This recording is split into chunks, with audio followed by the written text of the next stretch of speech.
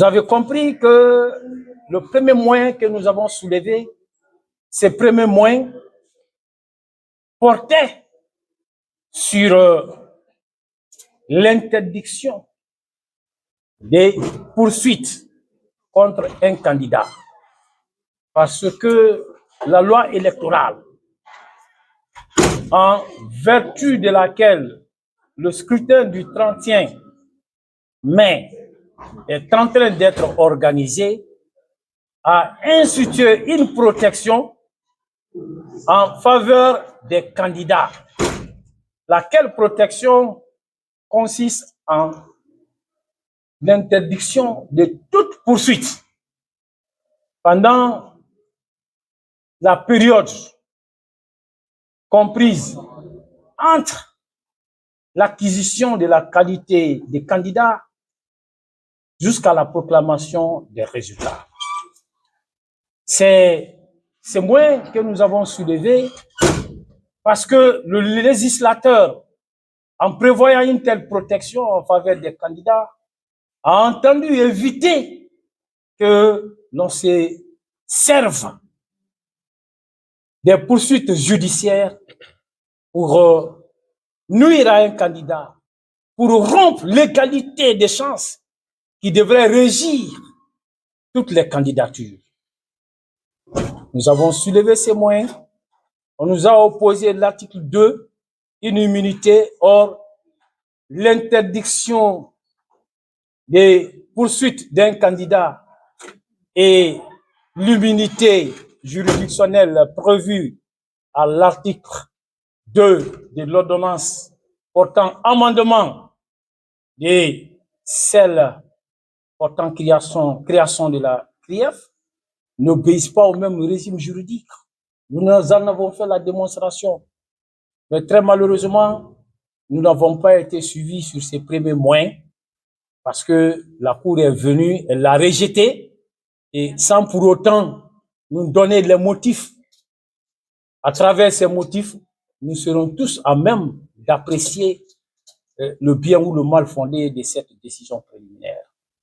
Après ces moyens, nous avons suivi avec un autre moyen parce que la procédure de flagrant délit qui a été adoptée par le ministère public pour traduire nos clients devant la chambre de jugement de la CRIEF, cette procédure de flagrant délit ne s'y est pas en la matière.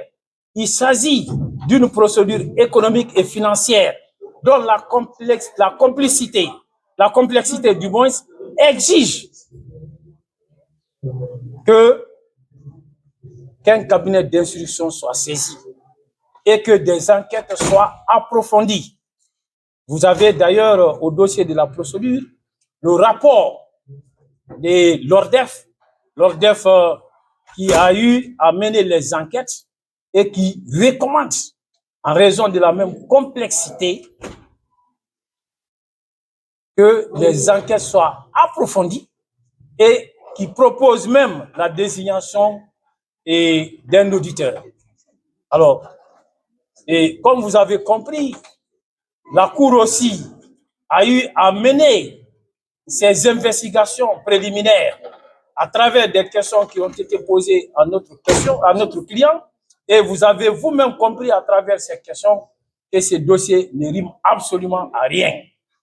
Et puisque les enquêtes n'ont pas été menées comme cela se devait, puisque les enquêtes en la matière alors nécessitent d'être approfondies, et la Cour nous a suivis et la Cour a renvoyé le dossier de la procédure au parquet spécial, à l'effet pour le parquet spécial de saisir la chambre d'instruction, qui est la seule juridiction d'instruction à la CRIEF. Et donc, c'est ce qui vient de se passer. Et nous avons fait un autre constat, un constat que nous déplorons, surtout en ce qui concerne notre client. Il a été entendu sur le procès verbal. Sur le procès verbal de flagrant délit, où il a été entendu, il n'a jamais été question d'un quelconque montant Mais il a été entendu sur le procès verbal. Sur le procès verbal de flagrant délit, où il a été entendu, il n'a jamais été question d'un quelconque montant. Mais à cette barre ici, on parle de 240 milliards. Je ne sais pas d'où sortent ces 240 milliards. D'où sortent ces 240 milliards? Ce qui veut dire tout simplement que ce n'est pas le procès verbal de flagrant délit sur lequel notre client a été entendu qui a fait l'objet de saisine de la chambre de jugement. C'est un autre procès verbal que nous ne reconnaissons pas et je ne sais pas d'où vient ce procès verbal. D'ailleurs, quand vous prenez le rapport de l'ORDEF versé au dossier de la procédure, dans ces rapports, il est question d'une estimation. L'ORDEF a procédé à une estimation à hauteur de 22 milliards et quelques et 70 000 euros. Et c'est une estimation et l'ORDEF même recommande un audit. Donc, vous comprendrez le reste.